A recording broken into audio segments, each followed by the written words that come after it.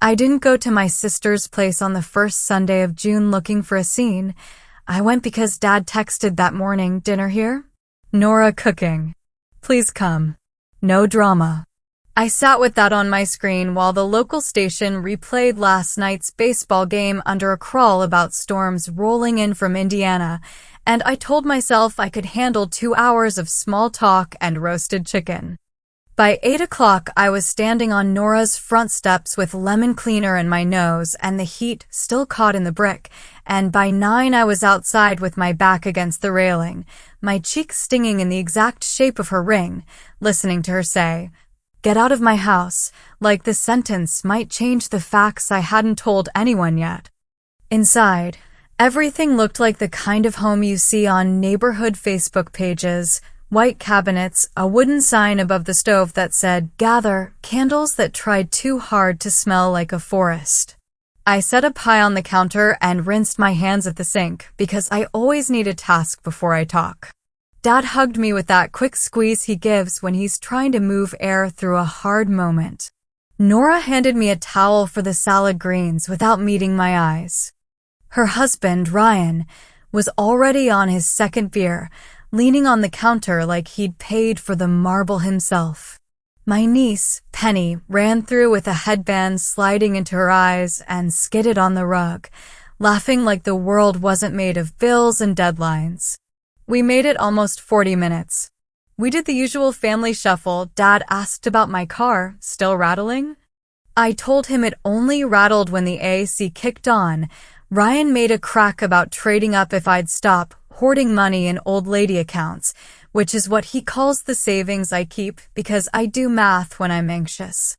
I work for the city's records office in Westerville, permits, deed copies, liens, all the boring paper that keeps everybody honest, and numbers are the way I stop my brain from running away. Nora says I weaponize paperwork. I call it balancing the checkbook of the universe. It turned when Nora slid a letter across the table between the coleslaw and the rolls. "Tell me this is a mistake," she said, too light, and I looked down at the HOA header from their subdivision and the line that said "Final Notice" in red. I could hear the TV in the next room quietly running a pregame show and a lawnmower somewhere down the block. The letter wasn't about her porch color, the way she'd framed it in texts last week. It was about fines and a hearing she'd skipped twice and the trash can rule she liked to call petty tyranny. She watched my face and then smiled like she'd caught me in a trap. "You do the books for them, right? Tell them to stop with this," she said. I kept my voice even. "I don't sit on your board," I said. "I reconcile the accounts. And you need to show up Thursday and ask for a waiver. They'll usually cut it if you agree to fix it." Ryan leaned back and scraped his chair a half-inch. "Or we'll just ignore it and dare your little committee to do anything." He said little committee like the people who give up Thursday nights to talk about hedges are a joke. I felt my shoulders tighten under my cardigan. "Ignoring it makes it worse," I said. "Everyone else is watching to see if the rules are real. You know how this works." Nora laughed without humor and put a finger on the letter.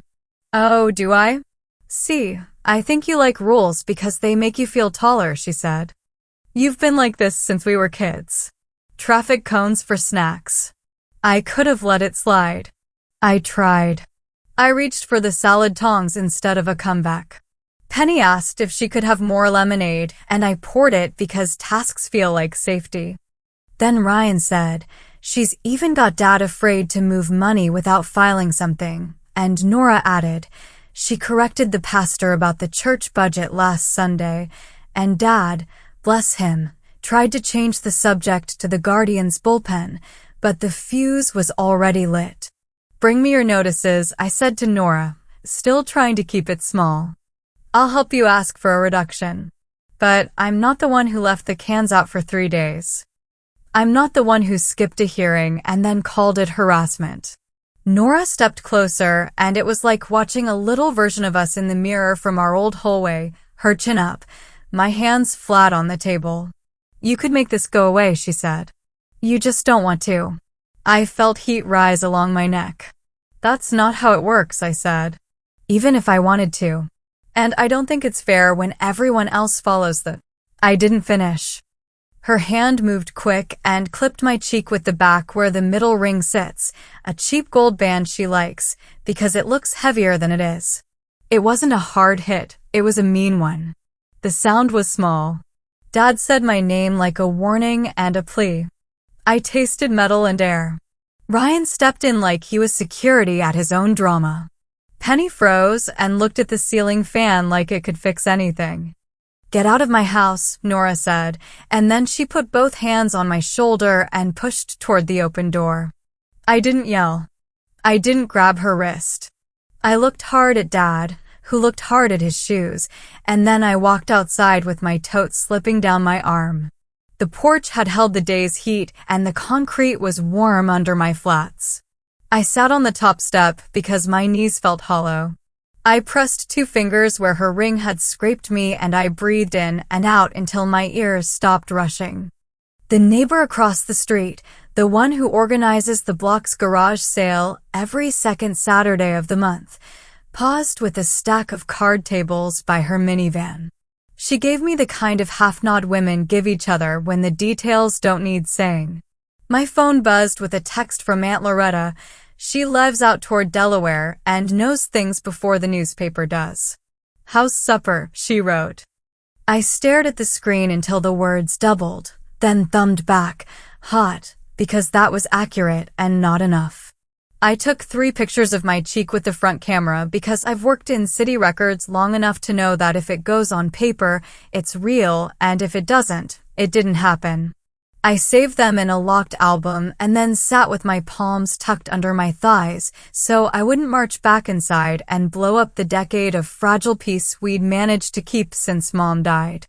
Dad came out after 5 minutes, which is long in pain time. He stood a step below me like he wanted to be the one who fell if anything slipped. "You okay?" he asked, and the way he said it made me both want to cry and want to explain everything. "I'm okay," I said. "My face will be red for a few hours." He looked at the shingles on the porch roof.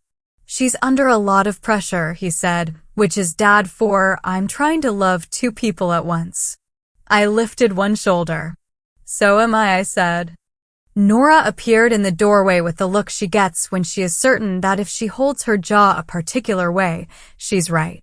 "Don't call the police, Mara," she said. "Don't humiliate the family. You always loved a spectacle." I blinked.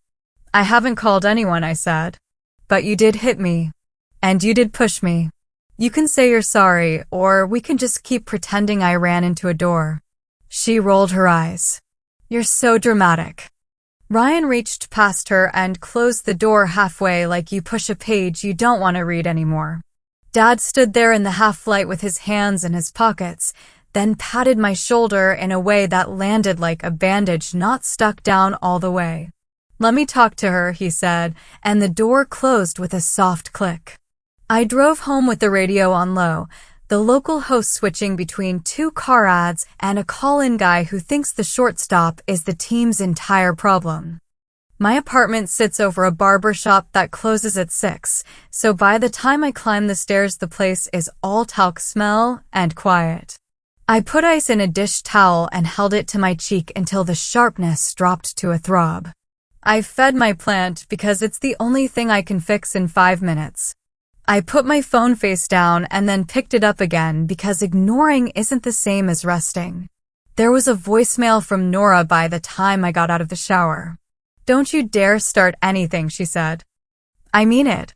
Her voice had that thin wire running through it, the one I heard the summer we learned Mom's biopsy results, and she refused to listen to the word we already knew. I deleted it and then emptied the trash because I didn't trust myself not to play it again and pull at a piece of me that needed to stop fraying. I didn't sleep much. My jaw ached and my brain wrote scripts I didn't want to say out loud. At 3 in the morning, I got up and made a list at my kitchen table, which is my version of prayer.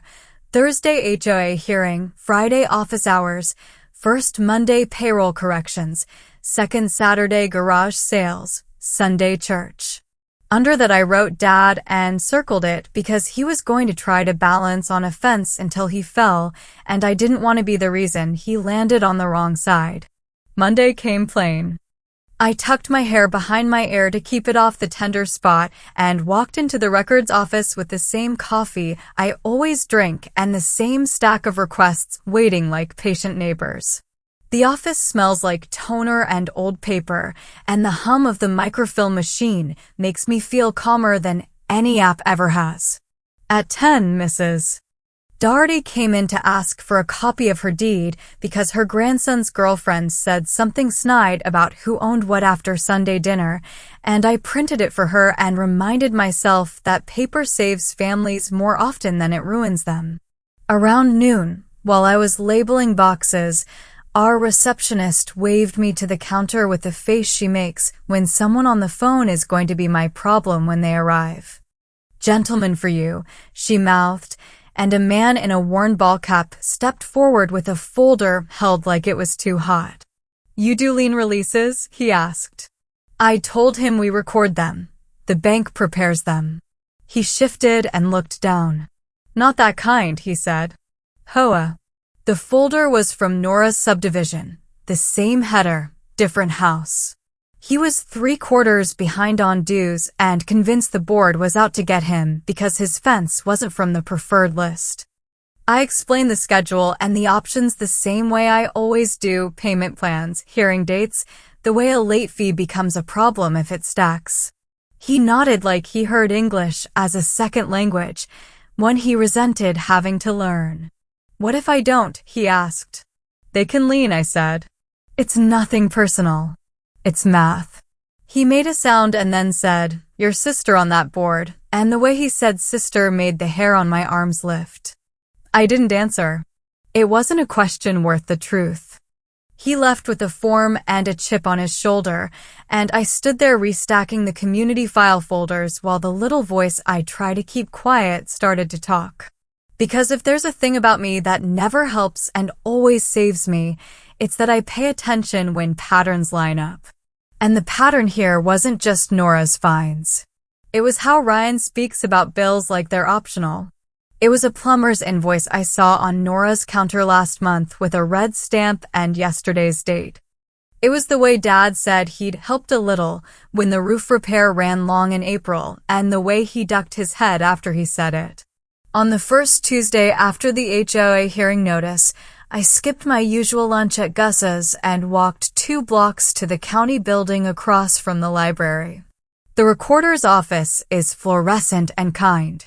Connie, who's run the front desk since the mayor had hair, slid the public terminal clipboard over without commentary. I typed Nora and Ryan's last name into the index search and felt that little guilt sting I always get when I look up someone I love. Then I told myself the truth.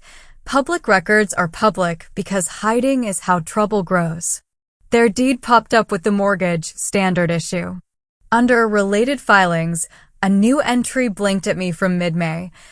A notice of default from their lender, not a foreclosure, not a fire alarm, but the kind of paper that says, "Answer your mail." I printed it and paid my $1 and stepped into the sun with the heat bouncing off the sidewalk. I didn't run to Nora with it. I brought it to Dad. He was in his shop that afternoon with a radio playing a talk show low enough you could ignore it. Sawdust in the air, a fan that did more noise than cool. I put the paper on his bench and watched his face. He looked at the header, and then at me, and then at the same floorboard he always stares at when he wishes life would take a breath. "You already knew," I said softly. He let out a long, tired sound. "I knew they were behind," he said. "They said it was a mix-up." He should have said that with anger. He said it with apology. "Dad," I said, and I hated how my voice caught. "She hit me." The word stuck and then came out brittle. "She pushed me out the door." He closed his eyes and his jaw moved once, a swallow. "She says she didn't," he said, because he is a man who thinks if he doesn't pick sides, both sides will keep loving him. I took a breath and steadied it on purpose. "I have pictures." He nodded. He didn't ask to see them. We heard a bat crack on the radio, the announcer pausing in that fake surprise way they teach late-night hires. Dad rubbed his forehead. "What are you going to do?" he asked. I had an answer, but I kept it for myself. "I'm going to the HOA hearing Thursday," I said. "I'll ask them to waive half if she starts a plan and fixes the cans thing. If she doesn't show, they'll lien by the end of the month. And I'm going to the bank next week. I'll sit with her if she lets me. I won't if she doesn't." I swallowed again because the next sentence felt like stepping off a medium-height ledge. And I'm not stepping into that house until she says the thing she thinks she won't choke on. He nodded like I'd given him an assignment and not a boundary. He touched my arm, a brief press, a father's tap of solidarity, and then turned back to the piece of wood he'd been sanding all morning like he could rub life smoother if he kept at it. Thursday came with sticky air and that kind of sky that looks like it's thinking about rain. The HOA board meets in the back room of the community center with a soda machine that hums louder than the chair legs. I set out the sign-in sheet and the stack of agendas and put a plastic cup of water in front of each chair because people behave better if their mouths are busy. Nora didn't come. Ryan did. He took a seat in the back and crossed his arms and watched like a man on a jury he'd rather not be on. Half the room was folks asking for permission to build decks and the other half was the usual, who can put what where.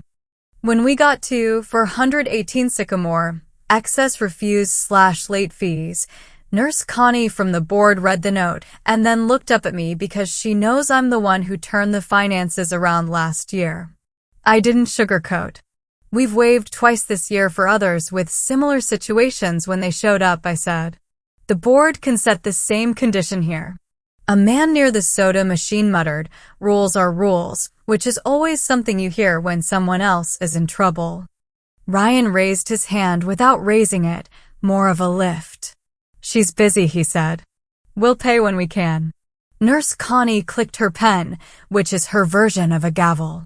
"Motion to waive half if payment starts by July 1st, she said. "Otherwise, lien." Hands went up. The motion carried. Ryan laughed, a short bark, and walked out before we finished the next item. I drove home with my windows down because the storm never happened and the air smelled like cut grass and last night's grill smoke. I heated leftover spaghetti and watched the local news say the same three things twice, and I sat on my couch with my knees up like I used to when I needed the armrest to be a wall. My cheek had faded to a pale mark you'd only notice if you were looking for it. I put the pictures in a folder on my desktop called June. 2 days later, an envelope with my name in Nora's handwriting slid under my apartment door. Inside was a single line on a ripped half sheet. "If you're going to try to take my house from me, do it to my face." My palms went damp and my ears rang in that thin way I get when I'm angry and faint at the same time. I set the paper on the table and went for a walk around the block, past the barber shop and the bakery that sells yesterday's muffins for $1 on Fridays, past a yard sign for a youth baseball fundraiser, past a flyer for a church rummage sale next weekend. When I came back, the paper was still there, looking smaller than it had. I took out a pen and wrote on the bottom, "Show up Monday, 10 a.m., Riverbank on Sunbury Road. I'll sit next to you or I won't. Your choice." I folded it and slid it into an envelope and wrote her address carefully, the way you do when you want the mail to arrive without drama. Then I pulled out the other envelope I'd kept tucked behind a cookbook since the first week of May, the tax sale notice for our county's delinquent list, the one I always read because it's my job and also because I am someone who believes in paying attention. I had circled a line then, the one that held her parcel number, and I had made a call to ask a question about how long a delinquent needs to stay delinquent before it becomes something else. I didn't circle it again. I didn't need to. I slid the notice back where it came from and stared at my own handwriting until my breathing slowed. There are versions of revenge that are loud. There are versions that are careful and lawful and look like you are simply following a schedule. I hadn't decided anything yet. but I was done being shoved through open doors while someone told me to stop making a scene.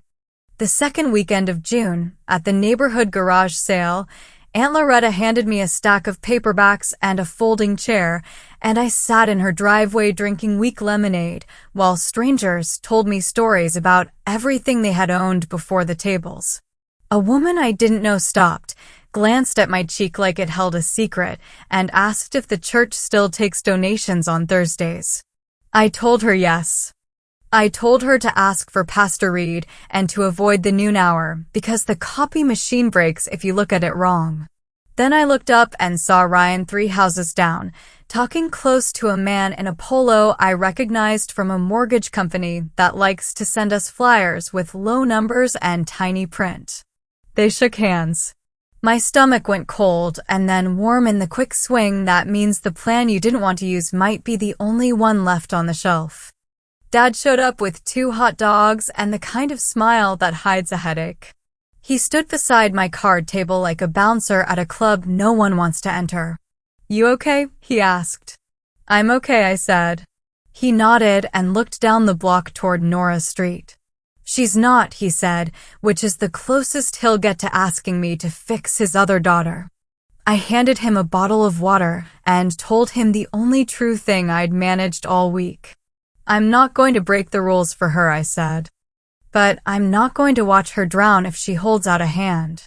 He squeezed the bottle until the plastic crackled and cleared his throat. "Would you walk me through what happens next?" he asked, voice low, like the driveway had ears. I told him about schedules and hearings and options and time frames. I did not tell him about the circled line on the tax sale notice. That belonged to Act 3, and we were still in Act 2, standing in a driveway with sun on our forearms and bargains on the table and the sound of a baseball game floating from an open garage 2 houses over.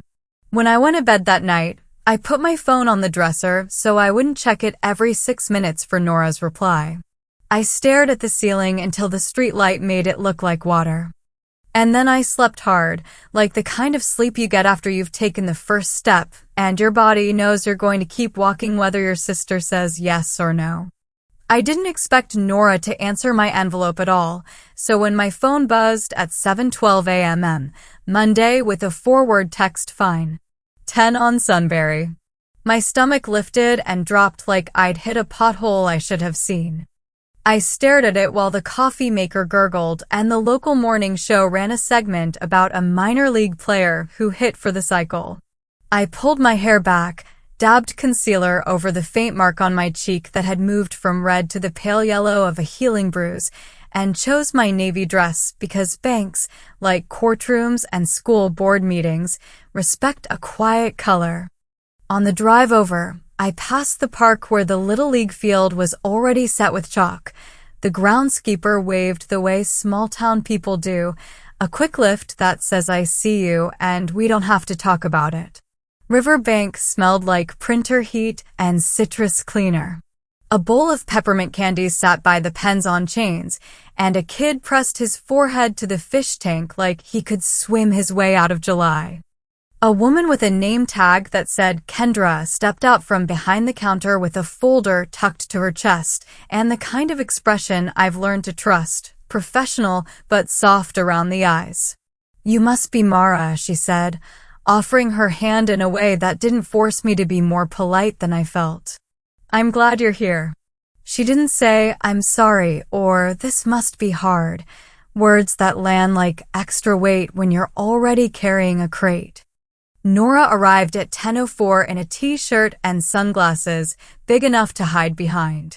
She didn't look at me.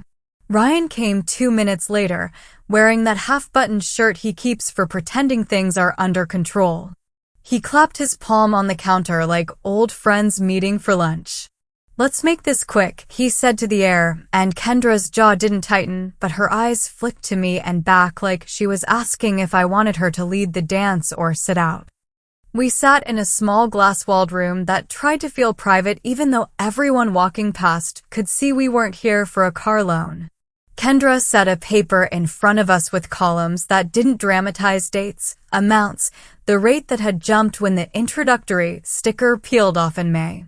"You're 62 days past due on the home equity line," she said in a tone people use when reading a recipe aloud. "At 90, the system triggers a default path we can still interrupt if we enroll in a catch-up plan this week." She slid a single-page agreement our way with a number circled in neat blue ink. It wasn't a small number if you thought of it all at once. It was possible if you divided it by weeks and set the debit like a metronome. Ryan leaned back. "We'll send a check when the contractor releases the second draw," he said. "This feels like pressure." Kendra smiled without sugar. "It's a timeline," she said. "Pressure is what the letters feel like when you don't respond." Nora's nails tapped the table in that nervous code I knew from childhood. "I didn't see the letters," she said. The sentence came out flat and defensive, and then she looked at me like she'd swallowed something bitter. "He said he had it." Ryan's mouth tightened. "Don't start," he said. I kept my hands palm down because touching papers makes people feel cornered. "The plan helps," I said. "It gets the noise out of your mailbox. Auto debit, then we go across town tonight and talk to the HOA. One job at a time." Nora's eyes flicked to Kendra. "If we sign this, do you stop calling my phone?" Kendra nodded. We switched to reminders by email. No more red envelopes. Ryan sighed in a way that made the room warmer. "Fine," he said, and he grabbed the pen. Kendra didn't flinch, but she slid the paper toward Nora, not him. "I'll borrow her sign," she said. There it was, the small respect that feels like a roof. Nora signed. She didn't look at me. She handed the pen back with emotion that could have been thanks if I were generous. On the way out, in the lobby that smelled like someone's spearmint gum, Ryan muttered without moving his mouth, "We could have done this without you." I inhaled and let it out slowly. "You didn't," I said. He made a noise that wasn't a word, and the door closed behind him with that sealed thump that always sounds like a verdict. We had 6 hours until the HOA meeting. I texted Dad and told him Phase 1 was done.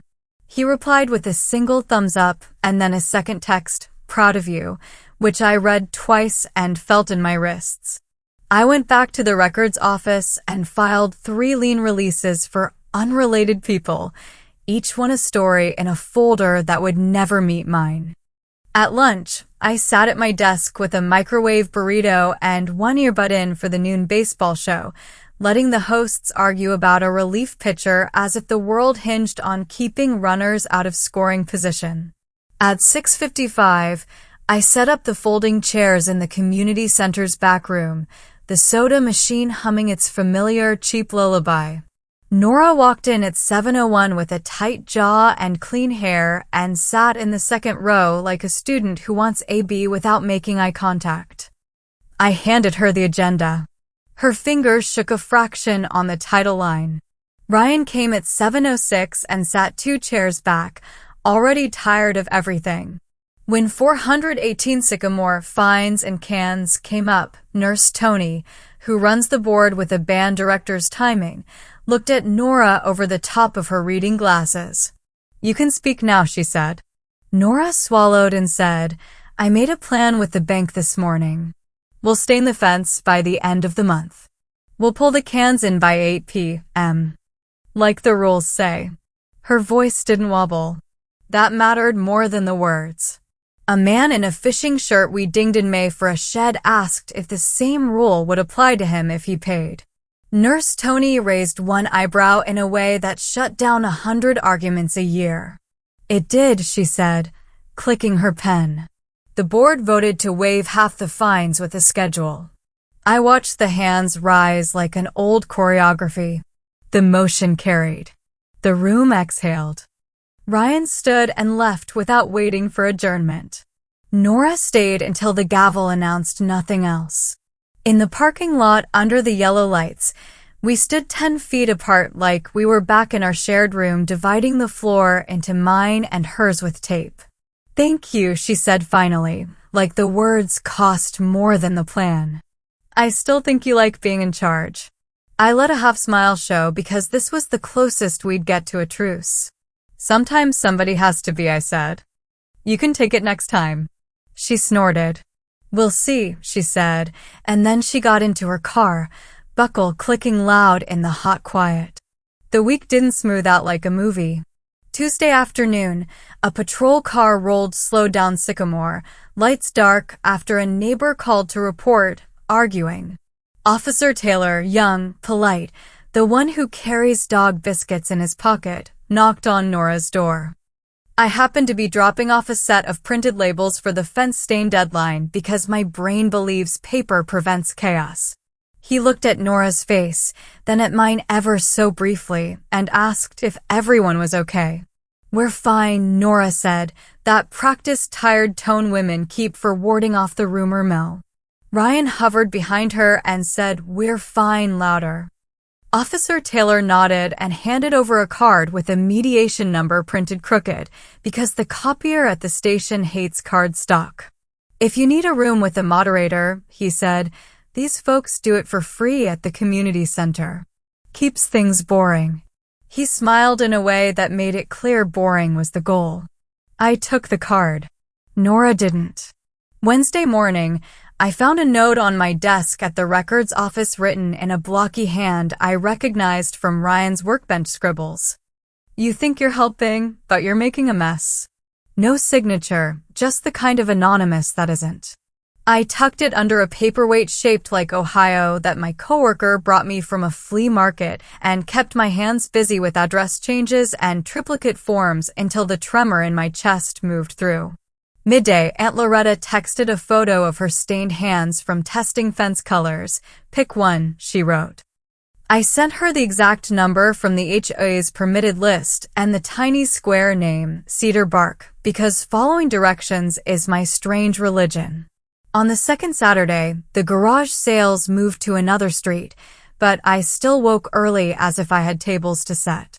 I cleaned my apartment like someone might come by, though my only plan was to meet Dad at Gus's for pancakes. He was already at the counter when I walked in, a newspaper folded to the sports page, glasses perched on the end of his nose. She's painting today, he said without looking up. Penny's supervising. You'd think a 6-year-old invented stain. He smiled into his coffee, then sobered. She told me he paused, exhaled through his nose, and tried again. She said she touched your face. She didn't say hit. He looked at my cheek like he could still see the old shape. That counts, he said quietly, a man who has decided how language applies in his own house. That still counts. I nodded and cut my pancakes into small squares the way I have since I was 8, a habit that makes servers laugh and me feel steady. I'm not waiting for the right verb, I said. I'm waiting for her to stop pretending nothing happened. That's as far as I'll go. He stirred his coffee with a little too much force and spilled a line on the saucer. She asked me to ask you to stop involving outsiders, he said. The bank. The board. Officers. I breathed in through my nose and out through my mouth, a move my therapist taught me 12 years ago when I realized being the calm one was an act I could choose. Outsiders keep us from breaking each other, I said. And those two were already involved. I just opened their doors. On Monday morning, Kendra emailed me a polite update, July payment received, plan current, and I stared at the words until my shoulders dropped. An hour later, Nurse Tony sent me a separate note, fence stain photographed.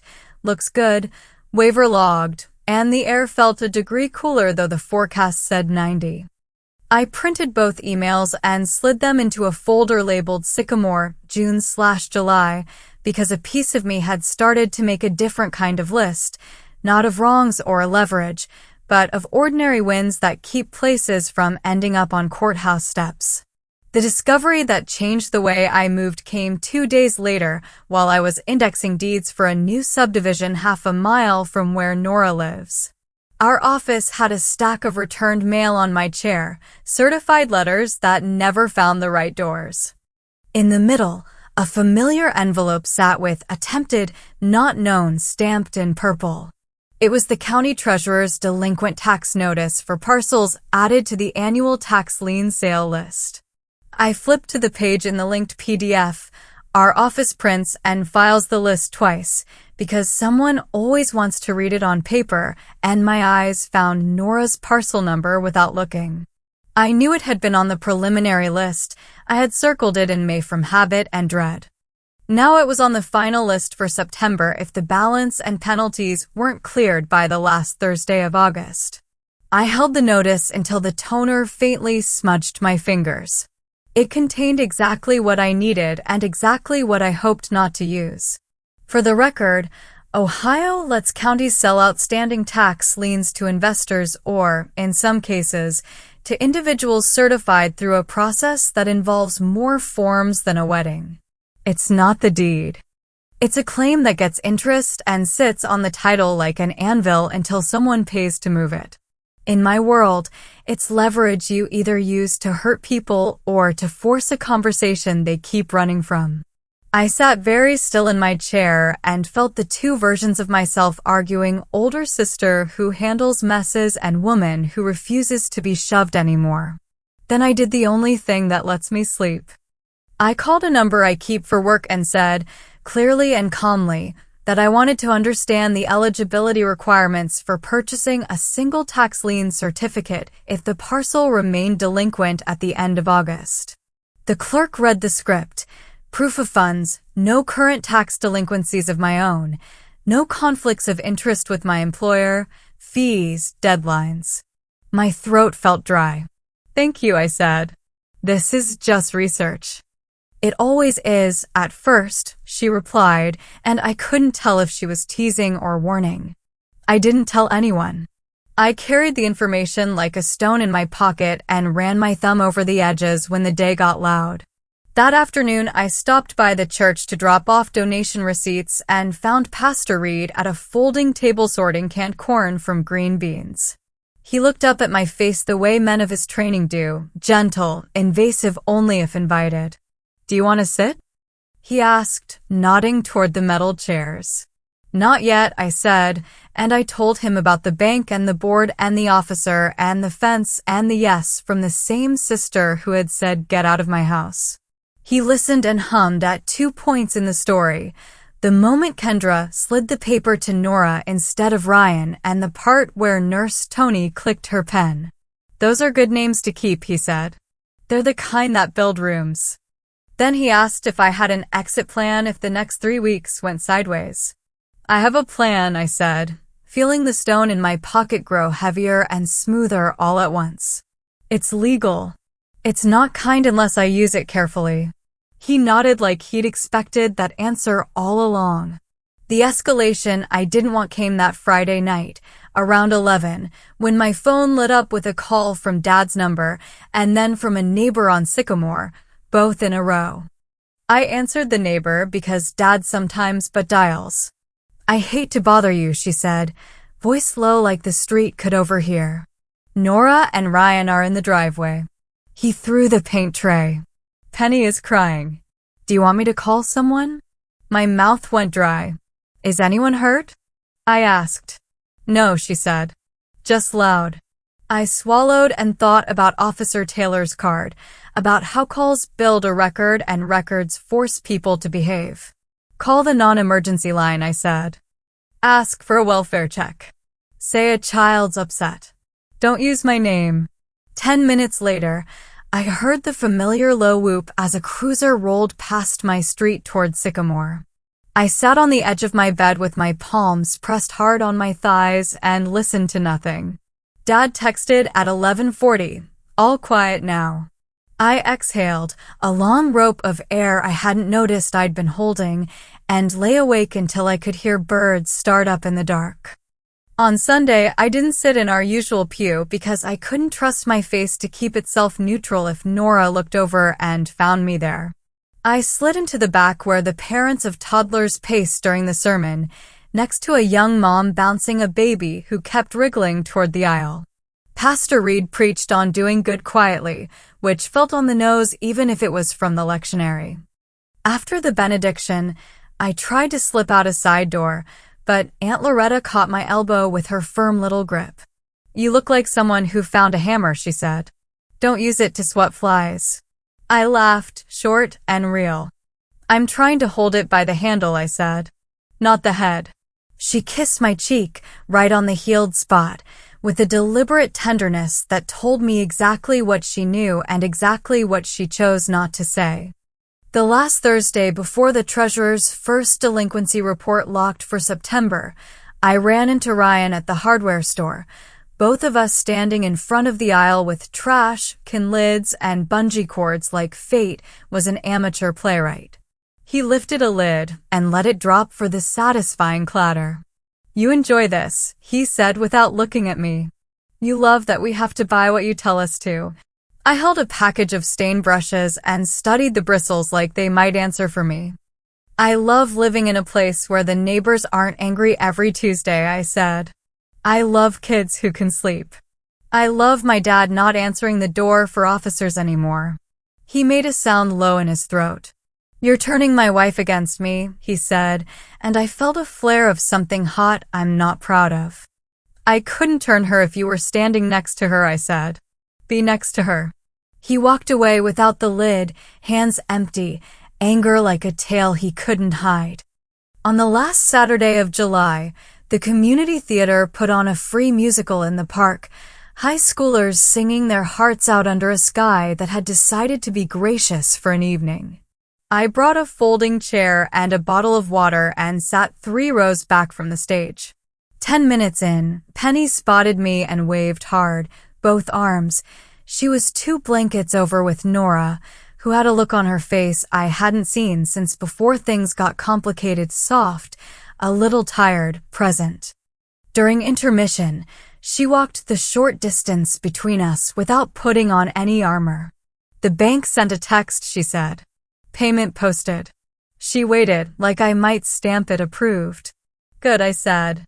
We stood there in the brief quiet between songs and the second act and 2 dogs barking on opposite sides of the lawn. She looked at my face, not the bruise, which had left only the faintest memory, but my mouth, my eyes. "I shouldn't have," she stopped, tried again. "I did it. I pushed you. I hit you." Her lips pressed together like she could hold the words in if she tried. I said the words, she whispered, as if proving something to both of us. "You did," I said. My chest felt tight and light at the same time. "Thank you." She huffed out a breath. "It doesn't fix anything," she said. "It fixes that," I said, touching my cheek the way you touch a wall to show someone it's solid. She nodded once, sharp, and we walked back to our chairs separately, the way grown sisters who are learning to be children again sometimes have to. And then the text came that pushed me from planning to action. Tuesday morning, 8:17, from an unknown number that wasn't unknown if you've worked where I do, a listing agent who buys tax certificates in bulk. "We're assembling parcels for September," it read. "Interested in 418 Sycamore. Heard you might be related. Friendly heads up, if they don't clear by August 29th, we'll bid." It was neutral and not. It was courtesy with teeth. I stared at it, and the invisible stone in my pocket split into 2 halves, one marked worn and one marked move. I called the treasurer's office for the 3rd time that month and asked, as a private citizen, what the exact total would be to clear the parcel by the last Thursday, including penalties and the administrative fee the county tax on like a signature. The number was not small. It was smaller than a family falling apart. I called Dad next. "I'm not asking you to pay," I said before he could reach for his wallet. "I'm telling you what the clock says." He was quiet a long beat. "What happens if it rolls?" he asked. I told him the truth. A certificate would sit on the title, earning interest for a stranger who didn't live on our street, who didn't know the smell of our kitchen when the good soup simmered, who wouldn't think about a 6-year-old's bike on that sidewalk when deciding whether to foreclose in a year. "I don't like that story," he said. "I have another version," I said. "But you won't like it either." He exhaled. "Let me hear it anyway." I told him about the certificate program, about eligibility, about how a person could hold a claim not to break a neck, but to make a point. I told him I could buy it with money I had because I saved the way some people stock pantries before storms. I told him I wouldn't use it unless the plan failed, unless the cans came back to the curb and the banking text stopped.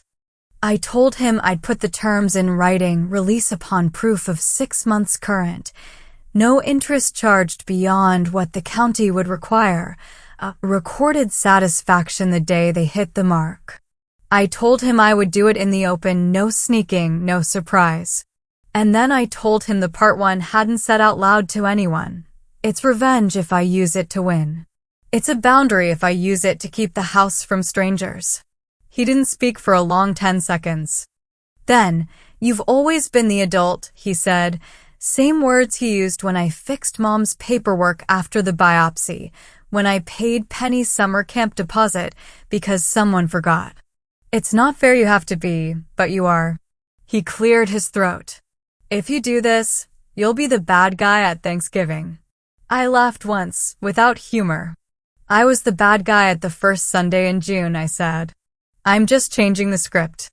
On the last Thursday of August, Nora paid the taxes with cashier's checks in a folder that Kendra had helped her assemble. She sent me a photo of the receipt without commentary. I sat at my desk and felt every muscle relax like a string finally slackening. The agent texted me back a single word, "cleared," and I responded with a "thank you I didn't mean" and a "good luck I kind of did." I deleted the draft email to the treasurer's office that had the subject line "Purchase of Certificate, Inquiry," and felt the stone in my pocket crumble. I was ready to put it down. But you didn't ask for the quiet ending here. You asked for the moment that leaves jaws open. That still hadn't arrived by the first Friday of September when the local news ran a cheerful segment on a charity 5K and the church bulletin advertised the youth car wash on the second Saturday. It didn't arrive in the middle of the month when the Guardians blew a late lead and Dad texted me 3 words, "Don't get old," as if baseball were a moral lesson. It arrived the last Sunday before Labor Day at family dinner at Dad's table, where we bicker and bless and slice pie. Nora asked if she could host again. I said yes because boundaries are walls you can choose doors in. I wore a sleeveless dress because my cheek had forgotten everything except my face, and I brought potato salad with extra celery because that's the way Mom did it when we needed crunch. The house smelled like roast chicken and lemon cleaner and the undertone of gas from a stove that's seen 10,000 small suppers. Dad carved like a man determined to make neat slices out of a bird that resisted. Penny set forks with the zeal of a child who'd been told this job matters, which it does. Halfway through the meal, Ryan cleared his throat and made a speech about lessons learned that sounded like something a principal writes down for a school assembly. Nora rolled her eyes, but she let him finish. Then she stood, and her chair scraped the wood floor, and she held a folded paper that looked like it had been in and out of a purse too many times. She looked at me straight, without chin armor. "I filed a statement at the station," she said, and my heart climbed into my mouth because the word station does that. "I said I hit you," she continued, voice steady like she'd practiced. "I said I pushed you out of my house. I said I was wrong. It's on file. Not because anyone asked me to.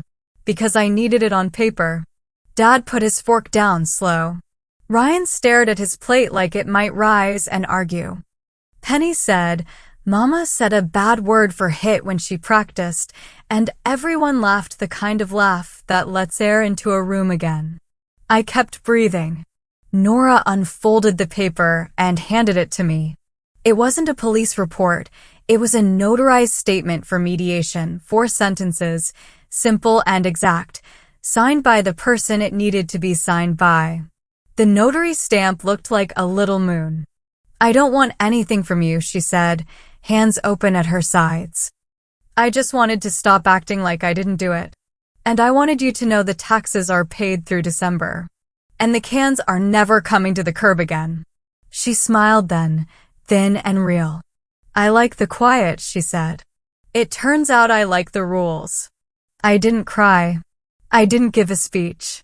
I put the paper in my bag under my wallet where I keep every receipt that ever meant anything, and I said, "Good," in a voice that made Dad close his eyes for a second like a prayer had landed. When dessert came, I ate pie with my sister at the same table where we learned to load our forks without scraping the plates because Mom hated that sound. We didn't talk about rings or cheeks or doors. We talked about Penny's reading list and the parking lot resurfacing at church and whether the city would ever fix the timing on the light at Sunbury and Maine. You might say this is not revenge at all. You might say I didn't take her house or drag her name or win as loud as she hurt. But here's what I did. I made the rules the revenge. I used schedules and signatures and simple sentences as my plan. I stood in rooms that smell like floor wax and carpet cleaner and let other people's titles carry weight I didn't have to invent. I told the truth on paper until the paper told it back. And when the moment came to buy a lever that could have moved my sister's life in a way I would never come back from, I didn't. I stood next to her while she signed her own plan.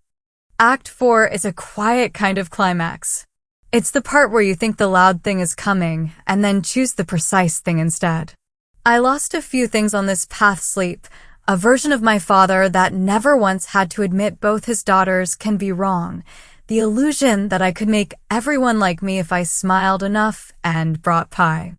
I gained other things: names of allies to call when the noise starts, a little girl who watches women keep their hands to themselves and their cans off the curb, a bank officer who now holds a room for my family when we need one, a board chair who clicks her pen like a gavel and makes fairness sound like a favorite song.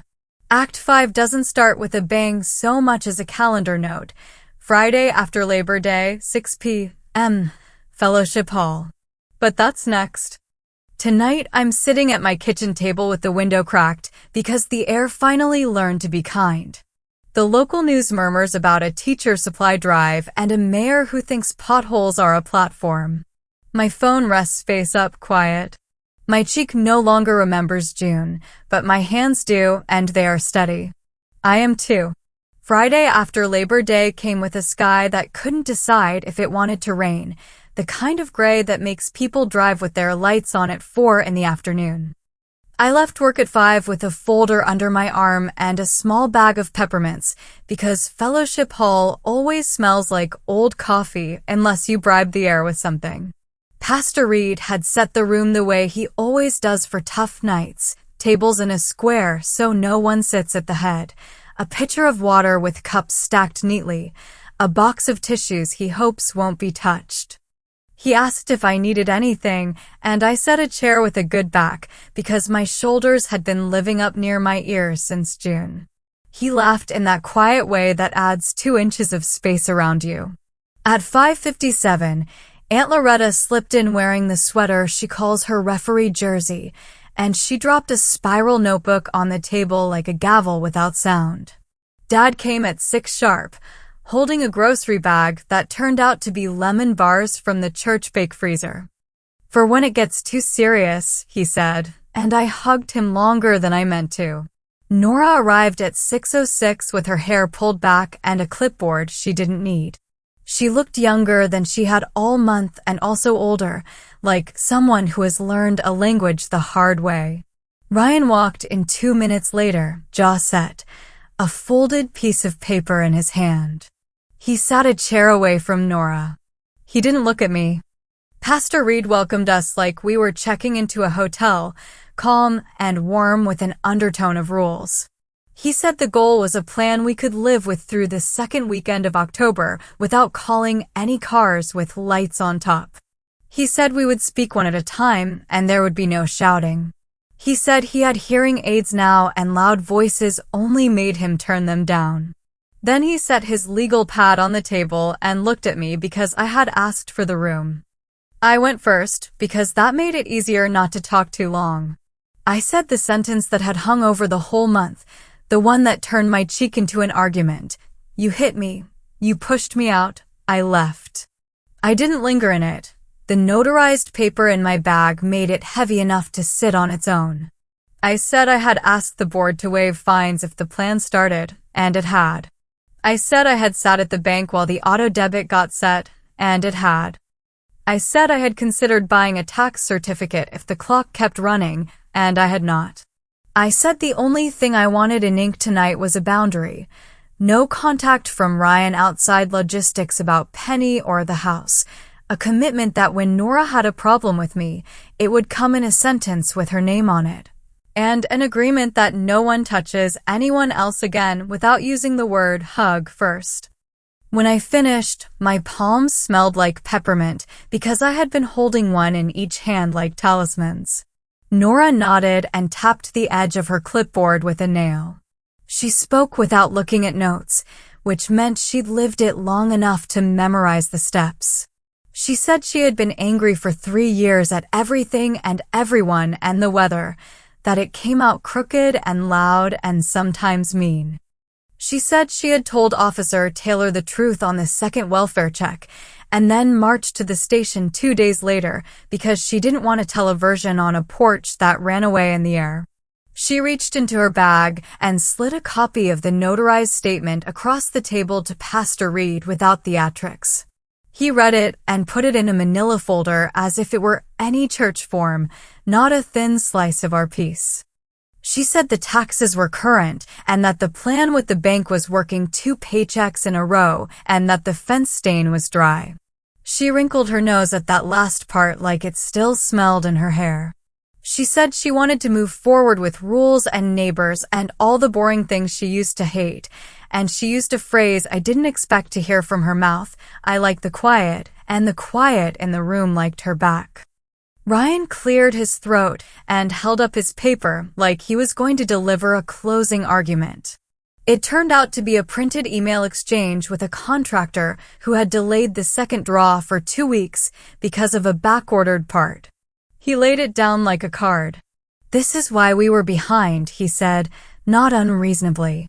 The schedule shifted. We didn't do anything wrong. Pastor Reed nodded. That's helpful, he said, and the way he said helpful made it clear it wasn't justification, just context. Ryan kept going. I feel like I've been under a microscope since June, he said, and he looked at me for the first time like he was daring me to disagree. I'm her husband. I can talk to my wife about our house without her sister sitting in rooms smelling like floor wax and rules. The word rules landed in my ribs. I breathed slow because a fast breath would have come out as a laugh that didn't belong. What do you need to make it stop feeling like a microscope? Pastor Reed asked, not pointing the question, just lifting it into the space between us. Ryan blinked like no one had ever asked him what he needed without also telling him why he couldn't have it. I need it to be our business again, he said, quieter now. I need to not feel like every little thing is a test. He tapped his printed email like it could throw a life preserver. I need a little time. He looked at Nora then, not at me. I need you to read the mail with me, he said, and it came out less like a complaint and more like a request he hadn't practiced. Nora nodded without words. Loretta leaned forward with her elbows on the table, all aunt and no judge. How about this, she said, not waiting for a title. Every Sunday after church for the next 4 Sundays, you bring a bag of mail to the church office at noon. You sit with Mara and me for 30 minutes. We sort and stack and schedule. No lectures. No side eyes. Just mail. Then the rest of the week, everybody leaves everybody alone unless the house is on fire. She looked at Pastor Reed. We call it mail school. He grinned. We'll need a sign, he said. Dad coughed to cover a laugh and produced the lemon bars the way a magician produces a dove, and for 30 seconds a room with 4 adults who'd lived like people in a small town suddenly remembered they could act like them. The lemon bars took some of the sting out of what came next. Because it still had to. Ryan lifted his chin with that look men get when they've been cornered by facts and want to find the door. There's one more thing, he said, and the table felt it coming before my ears did. I filed a complaint, he said. At your office. He flicked his eyes to me then, daring and embarrassed at once. Conflict of interest. Using your position to harass us. Accessing records without cause. The room went as still as rooms get when the air is tagged and waiting. I kept my voice plain. You filed it with who? I asked, because details are the only way I can stop myself from standing up and walking in circles when a sentence pulls the rug. The city clerk, he said, and he said it like it gave him power. He tapped a manila envelope near his elbow. You'll hear about it Monday. Pastor Reed inhaled in that deliberate way that keeps a conversation on the floor and not on the ceiling. I'm glad you said it here, he said, and he folded his hands in front of him like he was returning them to their cradle. Mara, he said, what happens when a complaint like that lands? I exhaled. It gets logged, I said. They check dates, access logs, witness lists. If it looks real, they hand it to an outside counsel for a quick review. My chest felt tight, but my eyes stayed dry, which felt like a win. What did you say I did? I asked Ryan again, not for drama, but because typing the allegations in my head would keep me from spinning. He read off the words with an odd care, like he'd practiced them. Repeated harassment of a private household using public roles, accessing records to intimidate, threats involving a lien. I pressed my fingers to the cardboard edge of my folder until the skin dented. I accessed the index at the recorder's office, I said. That's public. Anyone with $1 can print a page.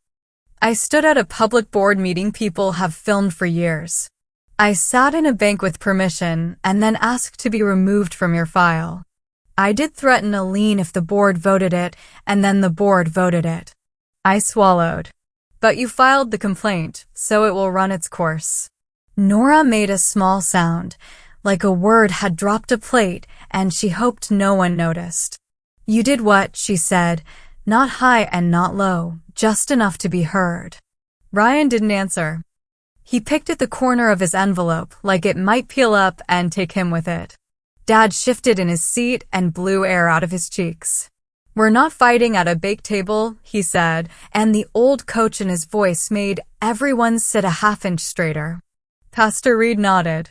Here's what will happen, he said, too calm to be anything but practiced. Ryan, you'll send me a copy of the complaint before you leave tonight. Monday, Mara will call the clerk and declare this discussion, this room, and this set of relationships. If they need to firewall a piece, they will. They do it all the time when a cousin works for the city or a neighbor dates a council member. We let grown-ups in offices be grown-ups. He smiled a little. In the meantime, no Facebook posts, no group texts, no whispering at the park. He turned his neck slowly toward Ryan so it wasn't a stare. Agreed? Ryan nodded, a small jump of his head that looked more boy than husband. We left with 3 pages we didn't have when we sat down, a note Nora and I signed about male school, a calendar marked for Sunday noon for 4 weeks, and a simple paragraph that said no more hands on anyone without consent followed by Ryan's initials next to the last line. It wasn't much. It was more than we had in June. Outside, the air had finally chosen rain, a light kind that makes the street lamps look like they have halos. Nora stood by her car door and exhaled into her hands. He shouldn't have filed that, she said low. He thinks paper scares you. I shrugged because paper does scare me when it's the wrong kind. It's not the first complaint we'll handle, I said. It's the first one where I know all the names.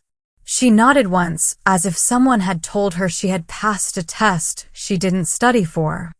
See you Sunday, she said, and she left without waiting to make it sentimental.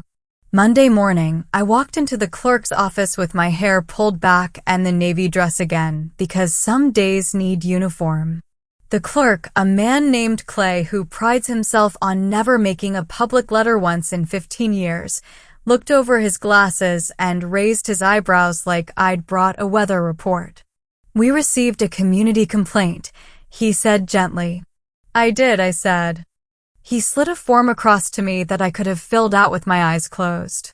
I listed dates and rooms and people, and I signed the conflict declaration that allows someone else to handle the pieces I touch at work. Clay stamped a copy for me and one for Pastor Reed, because the city and the church share a hallway in a town this size whether they use doors or not. We'll be done with the review by Friday, he said.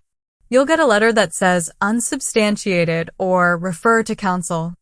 I'm not worried. He tapped the line where my signature sat like an anchor. You're neat, he said. People who don't binders can't invent yours. Male school turned out to be more like a potluck than a class. Nora came with a reusable grocery bag stuffed in that way where crumpled envelopes make it look like a nest. Aunt Loretta set up a triage station with 2 baskets, pay now and deal with, and put Penny on highlighter duty, which made her feel important and kept her from reading anything she shouldn't. The first week, Ryan hovered and then sat in a chair facing the wall like a man waiting for a turn he hoped wouldn't come. The second week, he stayed home and texted Nora for updates every 7 minutes. By the third, he appeared at the end with a pizza and no commentary. The fourth Sunday, he signed his name under a printed list of due dates without anyone making him do it. When he looked up at me and said, "I got the trash cans," it took me a beat to understand he meant not the physical cans, but the tug to bring them up on time. I nodded like a supervisor signing off on a safety check, and he grinned in a way that made him look like he might get better at being ordinary. Clay sent my letter on Friday morning with the phrase, unsubstantiated, no evidence of misuse, a stamp so clean I wanted to frame it. He added a handwritten postscript, "Thank you for doing this right."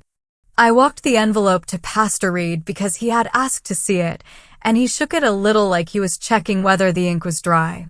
Sometimes justice looks like paperwork, he said, half joking and half pastor. And sometimes revenge looks like no one ever seeing the paperwork. He nodded at the folding chairs stacked in the corner. I'll miss our Monday morning updates, he said. You do tidy drama well.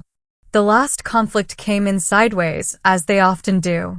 The city posted its annual list of fee adjustments, including a modest increase in HOA lien filing fees and a bigger bump on nuisance fines for repeat trash can violations. I proofread the list with a pencil behind my ear and a cup of coffee that had gone to the half-warm stage. I wasn't thinking about Nora. I was thinking about whether the commas sat where people who hate commas would expect them. At lunch, my phone buzzed with a message from an unknown number that turned out to be a neighbor who had never bothered to meet me until now. Heard you pushed for higher fines, it read. Power trip much?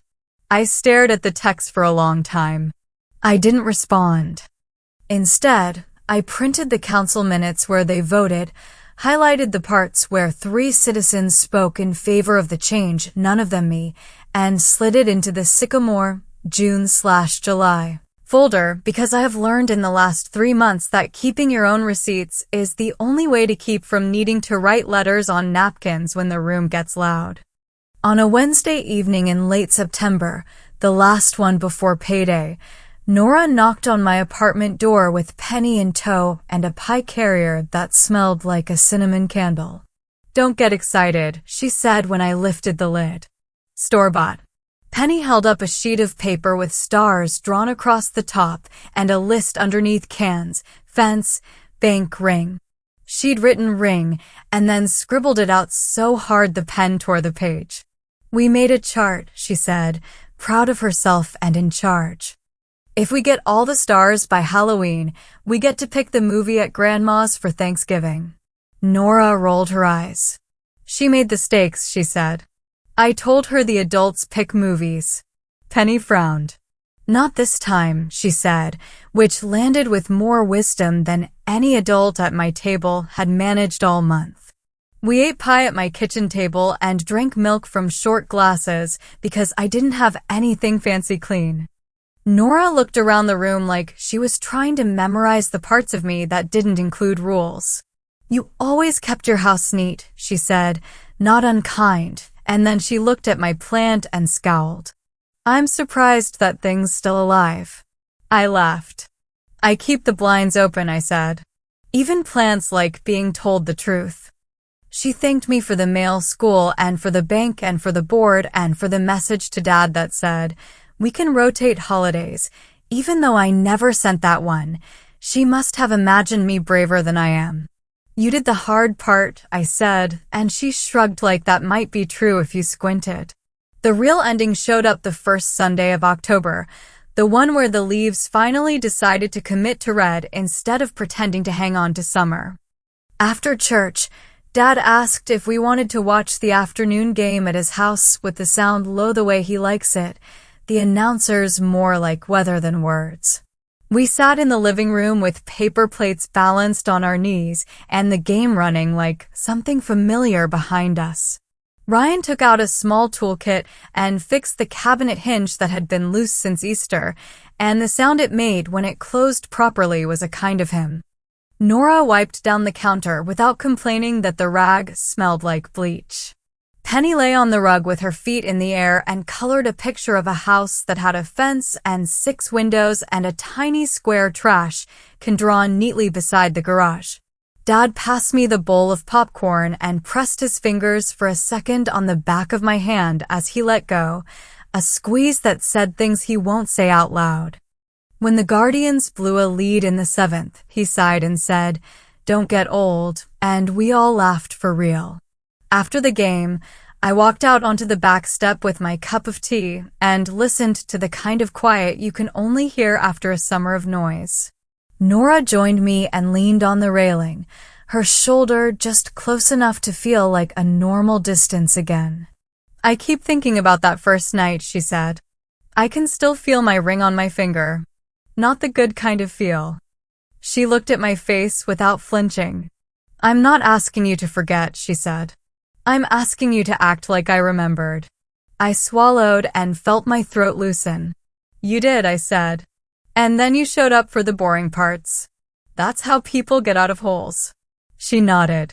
"Ryan and I started a savings thing at the credit union," she said, sounding like someone confessing to running a stop sign. "Kendra set it so it scoops $25 every Friday."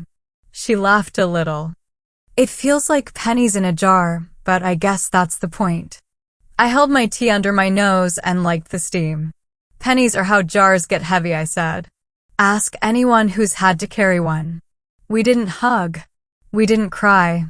We stood there until the sun hit the angle where Dad says he can feel it in his knees, and then we went back inside to help clean up because dishes done before dark make Monday easier. When I left, I put my hand on Nora's back for a second as I walked past her, an old habit I had abandoned in June. She didn't move away. "See you Thursday," she said. "HOA wants volunteers for the fall cleanup." She smirked. "I'm bringing cookies so they like me." I grinned back. "Cookies beat speeches," I said, and she rolled her eyes in a way that told me she already knew. "If you were expecting fireworks, I can't give them to you." The jaws-dropping moment wasn't a public takedown or a secret deed pulled from a file with a gold seal. It was my sister standing in a room that smelled like floor wax saying she hit me, and it was a bank officer sliding a pen to her instead of her husband, and it was a board chair clicking her pen like a gavel while she voted fair. And it was a city clerk stamping unsubstantiated with a clean hand, and it was a child drawing a small trash can exactly where it belongs on a picture of a house. My revenge wasn't a blaze. It was a schedule.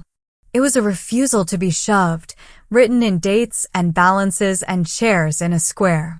It cost me a few things I thought I needed, being the daughter who never makes Dad choose, being the sister who smiles through bad dinners, but it bought me a family that can walk into a room and say the true thing and then do the boring work. It bought me a quiet I like. On the last Friday of the month, I sat at my kitchen table with the window cracked and the radio low, the local host talking about a high school homecoming parade and an early frost warning. I filed the notarized statement behind a tab in a folder labeled June, October, And I put the folder in the drawer with my lease and my birth certificate and the Polaroid of Mom at the old kitchen table holding a mixing bowl like it contained the map to our lives. I texted Aunt Loretta a picture of the lemon bars Dad had sent home with me and told her they tasted like success. She wrote back, "Success tastes like powdered sugar and paperwork," and I laughed out loud. Then I set my phone face down, turned off the light over the sink, and let the house settle around me. Not a fortress, not a stage, just the place I live.